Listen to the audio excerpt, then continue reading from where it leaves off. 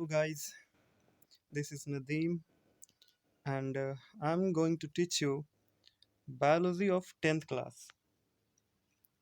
Okay, and this is the first lecture of biology, which is life process जैव प्रक्रम.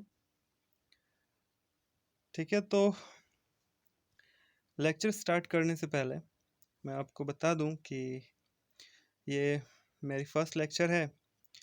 तो if you guys find this video useful for you, so please like and subscribe and press the bell icon. And if you have any queries, अगर आपके पास इस video से related या फिर कोई भी सवाल हो, कोई कमेंट करना हो, तो आप प्लीज़ डिस्क्रिप्शन में नीचे कमेंट कर सकते हैं. सो वीडियो स्टार्ट करते हैं. तो इस चैप्टर को स्टार्ट करने से पहले मैं आपको कुछ बेसिक चीज़ें बता देता हूँ जो कि आपको जाननी चाहिए और जाननी ही है. ठीक है. सजीव, आप लोग देख सकते हैं यहाँ पे पहले मैंने लिखा है सजीव. क्या है सजीव? किसे कहते हैं सजीव? आप जो बचपन से सजीव का परिभाषा पढ़ते आ रहे हैं, क्या वो सही है, एक्यूरेट है? वो आज हम लोग चेक कर लेते हैं. जैसे देखो, कोई भी चीज़ अगर सजीव को देखोगे तो उसमें क्या होती है? गति होती है. जैसे कोई आदमी चल रहा है तो आप कहेंगे कि वो सजीव है. लेकिन दूसरी तरफ अगर वो सो जाए, वो गति ना कर रहा हो, तो क्या आप उसको निर्जीव कहोगे?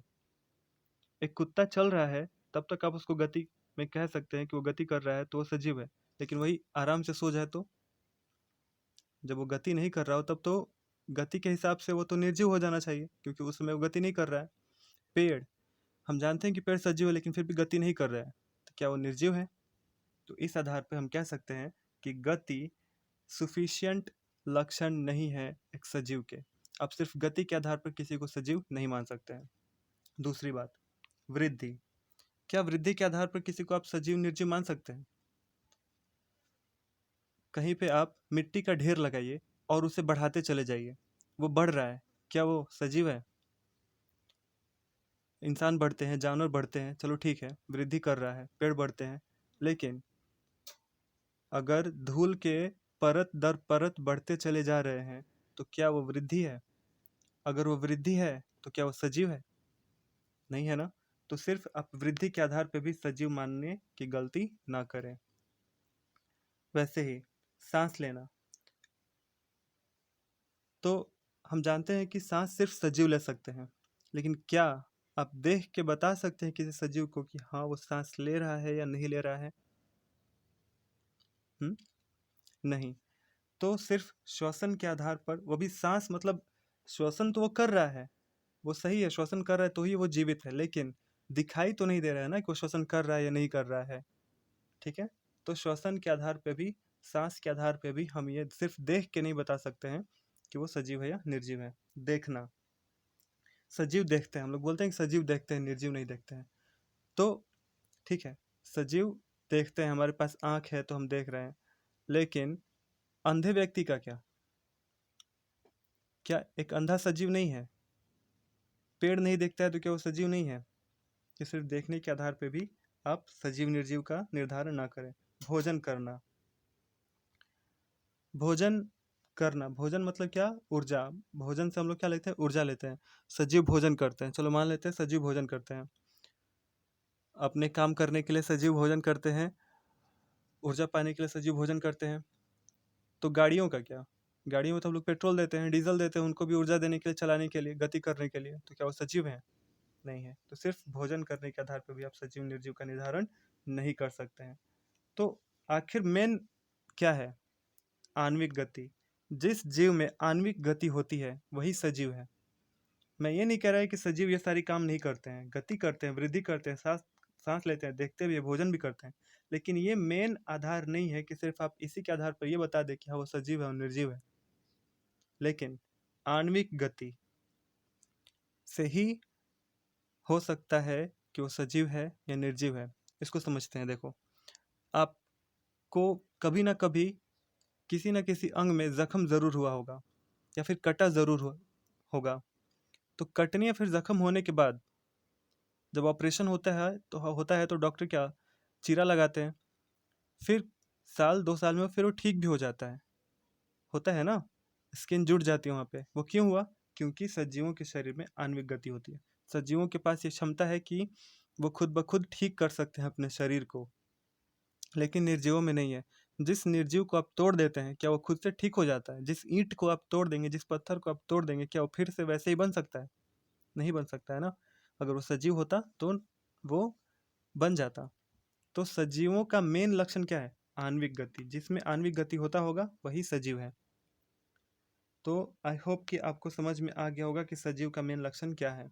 तो ये एग्जाम में ऑब्जेक्टिव में पूछा भी गया है कि सजीवों का मेन लक्षण कौन सा होगा, तो आप बताइएगा आणविक गति।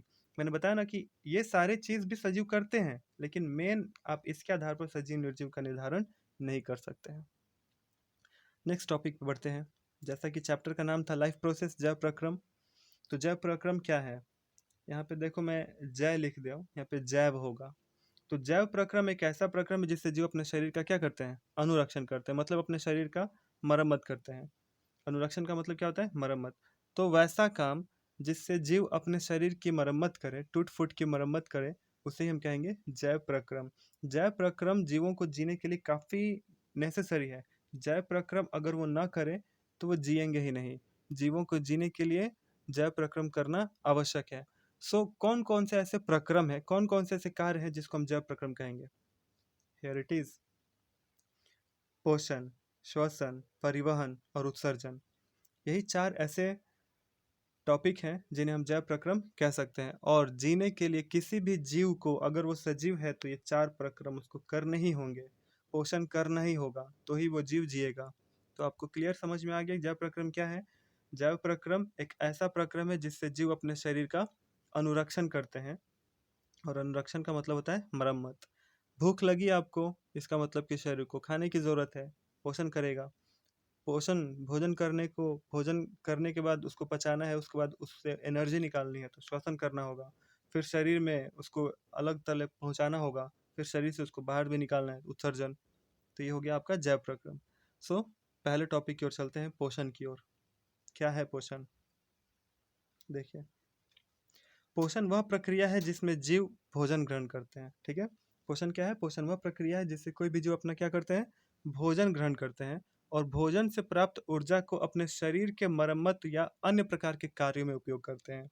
ठीक है, तो पोषण समझ में आया। जब भी आप भोजन करेंगे तो समझो कि आप पोषण ही कर रहे हैं। भोजन करेंगे, भोजन से जो ऊर्जा मिलेगा हमको, तो हम क्या कर दिए? पोषण कर दिए। तो भोजन क्या है? भोजन का परिभाषा आप क्या देंगे? भोजन एक ऐसा पदार्थ है जिसे खाने के बाद जीवों को क्या मिले? ऊर्जा मिले। भोजन एक ऐसा पदार्थ है जिसे खाने के बाद हमें क्या मिले? ऊर्जा मिले, ना कि खाने के बाद हमारा तबीयत खराब हो जाए। अब देखे होंगे काफ़ी स्वादिष्ट खाना खाने के बाद शरीर को तरोताज़गी महसूस होती है, लेकिन वही खाना अगर आप एक्सेस खा लेते हैं, ज़्यादा खा लेते हैं, तो पेट खराब, उल्टी, तो क्या भोजन हुआ? नहीं, उस समय भोजन नहीं है। लेकिन उसी को अगर आप लिमिट मात्रा में खाते हैं तो आपके लिए भोजन है, आपके शरीर के लिए वो फायदेमंद है। क्लियर है? तो पोषण क्या है? पोषण वह प्रक्रिया है जिससे कोई भी जीव जिसमें कोई भी जीव अपना भोजन ग्रहण करे और भोजन से ऊर्जा प्राप्त करे और उसका अपने शरीर में मरम्मत करने के लिए उपयोग करे, तो उसे हम कहते हैं पोषण। आई बात समझ में? पोषण में भोजन ग्रहण करना है और भोजन ग्रहण करने के बाद जब ऊर्जा मिले तो उसे हम कहते हैं पोषण। पोषण कितने प्रकार के होते हैं? 2 प्रकार के: स्वपोषण, परपोषण। जानते होंगे आप लोग। स्वपोषण किसे कहते हैं? स्वपोषण क्या है? देखिए, वैसा पोषण जिसमें कोई भी जीव अपना भोजन स्वयं बना लेता है। ठीक है, जब भी कोई जीव अपना भोजन स्वयं बना लेगा तो उसे हम कहेंगे स्वपोषण। स्वपोषण तो आप कहेंगे कि मानव अपना भोजन स्वयं बना लेता है तो मानव स्वपोषण कर रहा है? नहीं, मानव अपने भोजन के लिए किसी और पर निर्भर है तो परपोषण है। ठीक है, तो स्वपोषण में क्या होता है? कोई भी जीव अपना भोजन स्वयं बना लेता है। इसमें क्या होना कौन आते हैं? इस दुनिया में जितने भी हरे पेड़ पौधे हैं वो सभी स्वपोषी जीव हैं, क्योंकि वो अपना भोजन स्वयं बना लेते हैं। क्लियर है? तो देखिए यहाँ पे मैंने क्या लिखा है: वैसा पोषण जिसमें कोई भी जीव अपना भोजन स्वयं बना लेता है स्वपोषण कहलाता है, और इस प्रकार का जीव स्वपोषी जीव कहलाता है, जैसे पेड़ पौधे। अब पेड़ पौधे अपना भोजन बना कैसे लेते हैं? वो तो एक दूसरे जगह पर जाते भी नहीं है, लेकिन फिर भी वो अपना भोजन कैसे बना लेते हैं? तो उनको अपना भोजन बनाने के लिए क्रिया करनी पड़ेगी जिसे हम कहते हैं प्रकाश संश्लेषण। स्वपोषण की विधि प्रकाश संश्लेषण के द्वारा होती है। अगर आपसे कोई पूछे या फिर एग्जाम में पूछा जाए कि स्वपोषण किस विधि से होती है, तो आप बताएंगे प्रकाश संश्लेषण। देखिए, प्रकाश संश्लेषण स्वपोषण की एक ऐसी विधि है जिसमें पेड़ पौधे सूर्य के प्रकाश और क्लोरोफिल की उपस्थिति में जल और कार्बन डाइऑक्साइड का उपयोग कर क्या बनाते हो, ग्लूकोज, जल और ऑक्सीजन बनाते हो। तो इसे हम कहते हैं प्रकाश संश्लेषण। बताइए समझ में क्या है प्रकाश संश्लेषण में क्या चार चीजें जरूरी हैं? सूर्य का प्रकाश, क्लोरोफिल, जल और कार्बन डाइऑक्साइड। ये चार चीजें मिलाकर वो अपने लिए बनाते हैं ग्लूकोज और वातावरण में छोड़ देते हैं जल और ऑक्सीजन को हम लोग ग्रहण कर लेते हैं। क्लियर है? तो प्रकाश संश्लेषण में परिभाषा याद रहेगा, ये बहुत ही इंपॉर्टेंट है, आपको याद करना होगा। ये प्रकाश संश्लेषण का परिभाषा कई बार एग्जाम में पूछा है। ठीक है, तो एक बार मैं और रिपीट कर दूं। प्रकाश संश्लेषण स्वपोषण की एक विधि है। बताया ना मैंने, स्वपोषण क्या कहते हैं? जो भोजन अपना स्वयं बना ले, और स्वयं बनाने के लिए क्या करना पड़ेगा? प्रकाश संश्लेषण। प्रकाश संश्लेषण क्या है? तो पेड़ पौधे सूर्य का प्रकाश, क्लोरोफिल की उपस्थिति में जल और कार्बन डाइऑक्साइड का उपयोग करके क्या बना दें? ग्लूकोज, जल और ऑक्सीजन बना देंगे। तो इसे ही हम कहेंगे क्या? प्रकाश संश्लेषण। देखो, ग्लूकोज का उपयोग पेड़ पौधे अपने लिए करते हैं, जबकि जल और ऑक्सीजन पत्तियों से क्या कर देते हैं? वो निष्कासित कर देते हैं। प्रकाश संश्लेषण की प्रक्रिया में निम्नलिखित कार्य होते हैं। प्रकाश संश्लेषण में होता क्या है? ये बात जहन में आ रही होगी कि आखिर प्रकाश संश्लेषण में होता क्या है, क्या क्या काम होते हैं प्रकाश संश्लेषण में। तो देखिए, सबसे पहले क्या होगा? क्लोरोफिल द्वारा प्रकाश ऊर्जा को अवशोषित किया जाता है। आपको पता है कि पेड़ पौधे हरे क्यों होते हैं? बताइए। क्लोरोफिल की वजह से। तो पेड़ पौधे क्लोरोफिल के कारण हरे होते हैं। तो क्लोरोफिल क्या करेगा? सबसे पहले प्रकाश ऊर्जा को ग्रहण करेगा। उसके बाद जो प्रकाश ऊर्जा ग्रहण की गई है उसको रासायनिक ऊर्जा में रूपांतरित करना पड़ेगा। जो प्रकाश ऊर्जा ग्रहण की गई है उसको किस में बदला जाएगा? रासायनिक ऊर्जा में बदला जाएगा, तथा जल अणु और हाइड्रोजन का ऑक्सीजन में अपघटन किया जाएगा। उसके बाद कार्बन डाइऑक्साइड जो लिया जाता है ना, उसका कार्बोहाइड्रेट में अपचयन कर दिया जाएगा। तो ये सब काम होते हैं, आपको याद करने होंगे। ठीक है, तो बात समझिए यहाँ पे। क्लोरोफिल सबसे पहले प्रकाश ऊर्जा को ग्रहण करेगा, ग्रहण करने के बाद उसको रासायनिक ऊर्जा में बदल देगा। फिर इसी रासायनिक ऊर्जा का उपयोग किया जाएगा जल अणु हाइड्रोजन को तोड़ने में, ऑक्सीजन में बदलने में। फिर कार्बन डाइऑक्साइड का उपयोग किया जाएगा कार्बोहाइड्रेट के अपचयन में। अब देखिए,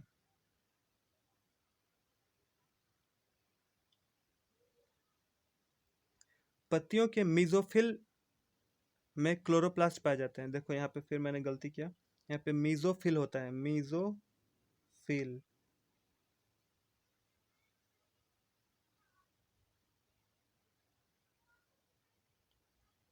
ठीक है, मीजोफिल। यहाँ पे आप जरूर करेक्ट कर लेंगे।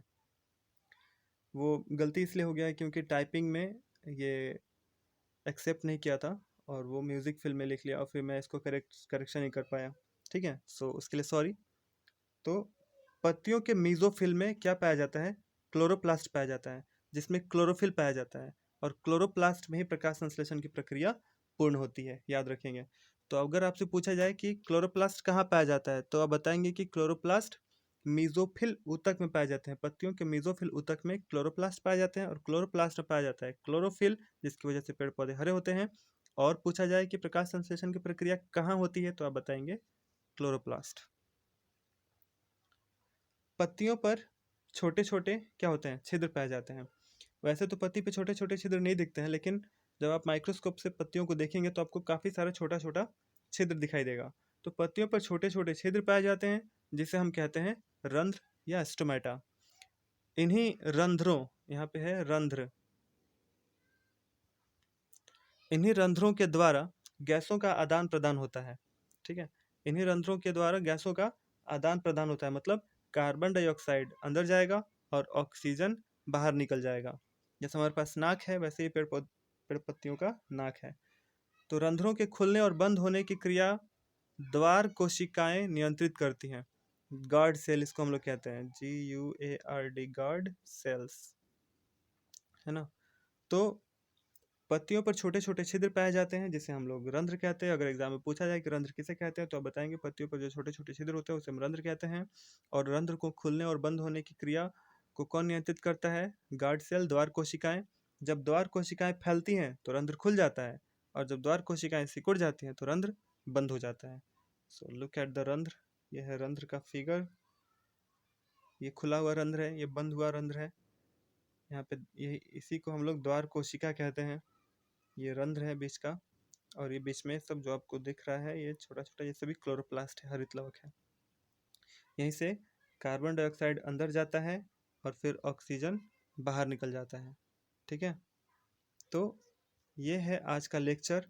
अगर आपको ये सारा नोट्स चाहिए, जो मैंने जिस नोट्स अभी मैंने आपको पढ़ाया, अगर ये आपको नोट्स चाहिए तो मैं आपको अपने टेलीग्राम हैंडल पर इस नोट्स को पीडीएफ में भेज दूंगा, और आप इस टेलीग्राम से इस नोट्स को आप ले सकते हैं। ठीक है, और मेरी टेलीग्राम का मैं डिस्क्रिप्शन में लिंक दे दूंगा, और मैं बता भी दूं, मेरा जो टेलीग्राम का हैंडल है उसका नाम है 9th